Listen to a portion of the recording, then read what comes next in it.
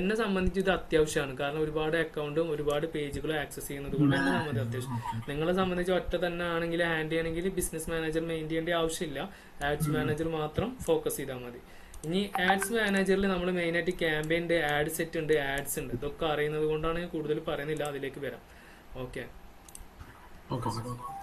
ഇനി ഇത് ഞാൻ വീണ്ടും റിപ്പീറ്റ് ചെയ്ത് ഒന്നും കൂടി മനസ്സിലാൻ വേണ്ടിയിട്ട് ഇട്ടതാണ്. ഇതിൽ manage add account, manage FB account, manage all people that work on the page completely free ആണ് ബിസിനസ് മാനേജർ.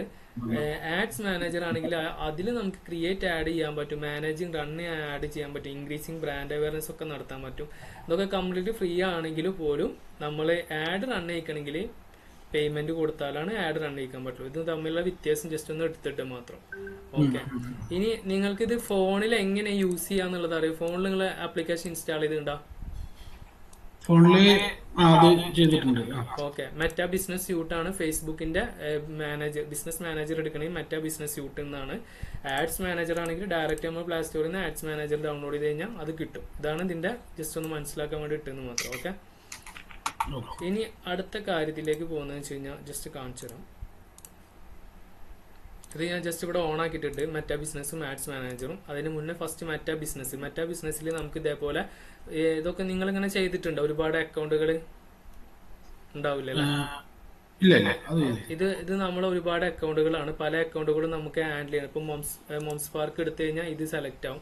ഇതേപോലെ ഇപ്പോ നമ്മുടെ തന്നെ അക്കൗണ്ട് ഏതാണെന്ന് വെച്ചെങ്കിൽ അത് സെലക്ട് ചെയ്ത് കഴിഞ്ഞാൽ 360 ഇത് എന്റെ അക്കൗണ്ട് ആണ്. അപ്പൊ ഈ ഒരു അക്കൗണ്ട് നമുക്ക് ഈ അക്കൗണ്ടിലേക്ക് പോകും, മാനേജ് ചെയ്യാൻ പറ്റും. ഇപ്പൊ ഇതിൽ തന്നെ നമുക്ക് ക്രിയേറ്റിംഗ് പോസ്റ്റ് നമുക്ക് അറ്റ് എ ടൈം തന്നെ രണ്ട് ഇതിലും കൂടിയിട്ട് നമുക്ക് ചെയ്യുകയാണെങ്കിൽ വെറുതെ സമയം വേസ്റ്റ് ആക്കേണ്ട ആവശ്യമില്ല.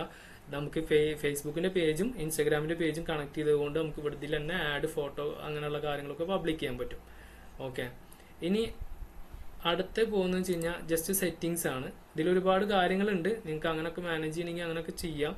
സെറ്റിംഗ്സിൽ ജസ്റ്റ് ഞാനിവിടെ കാണിച്ചു തരാം. പീപ്പിൾസ് ആരൊക്കെയാണ് ഇത് ഹാൻഡിൽ ചെയ്യണത്, ആർക്കൊക്കെ നമ്മൾ ലിങ്ക് ഫോർവേഡ് ചെയ്തിട്ടുണ്ട്, അങ്ങനെയുള്ള കാര്യങ്ങളൊക്കെയാണ് ഇതിൽ പറയുന്നത്.